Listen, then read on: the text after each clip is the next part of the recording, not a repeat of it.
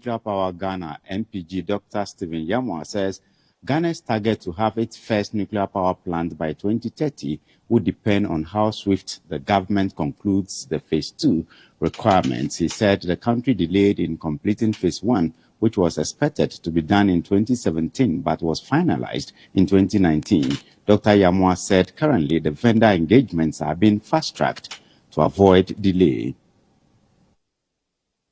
Ghana's nuclear power program is expected to take shape with the selection of a vendor or partner and technology by the end of the year. Ghana considered adding nuclear power to its energy mix in the long term. The Ghana Nuclear Power Program Organization is mandated to spearhead the development of this energy option.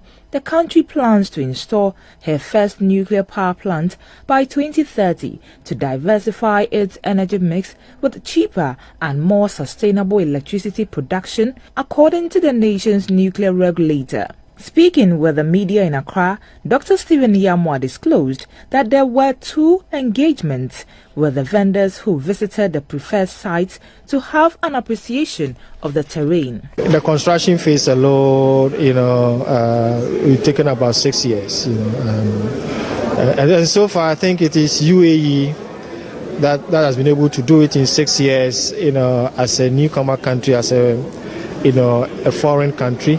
I think China did a project in China in 5 years or 5.5 years, but doing a project in a foreign country, I think the shortest that has been done for large reactor is 6 years. The SMRs has a shorter time of construction, about 3 years or so, but it all depends on which direction the country go for the first power plant. A fellow from the Belgium Nuclear Research, Dr. Tanjan Perko, explains why Germany is decommissioning their nuclear power plant. Now, with the huge, bigger needs for of course, then Fukushima happened, when it was immediately end of the Renaissance.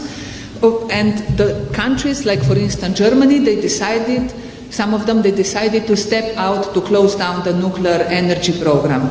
For instance, after Chernobyl, Italy, they decided, because they had really consequences from Chernobyl, which happened in Ukraine, but the cloud came to Italy, and Italy was contaminated also.